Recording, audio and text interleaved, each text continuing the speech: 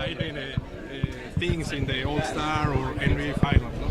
Yeah, I think for us, as great as All-Stars games are, as great as the finals are, it's fleeting. You're there for a few days and then you leave. What's so wonderful about these community centers is that they're permanent, so that for the children of these communities, 365 days a year, long after the finals are gone, they have a place to come. They can play basketball, they can work on the computers, there's a library here, and maybe just as importantly, it's a place to come together when they're not in school. The works of Sasa Pachulia are impressive. No?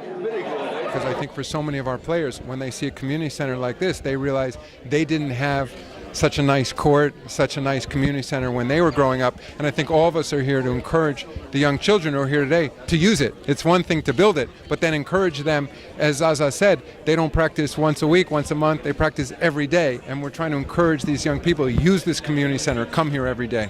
Commissioner, in the other side, what's your opinion of the new system for qualifying FIFA World Cup? We're seeing how it will work. I think it's a little bit disruptive for many of the leagues around the world. Of course, for the NBA players, they're going to continue to play throughout our season, so it won't have the same impact on us. And it's just a balancing of interest. Of course, I understand it from FIBA's standpoint. They want the best players to participate, and they want them to qualify for the World Cup. And from a league standpoint, we don't want to lose our players. So it's just one of those issues that in sports we have to work through. USA played with the players of the league?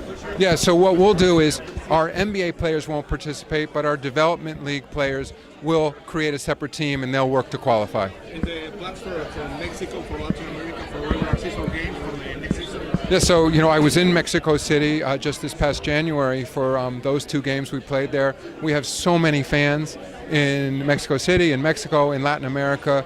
We plan to continue to come back for regular season games, and I think we're allowed to dream about having a franchise in Mexico City one day. I mean, I think it's something that we're not ready to make plans for it yet, but it's certainly an ambition of mine down the road that we would be able to plant a flag in Mexico City and have a permanent franchise there. I would just say to our fans in Mexico City, thank you so much for supporting the NBA.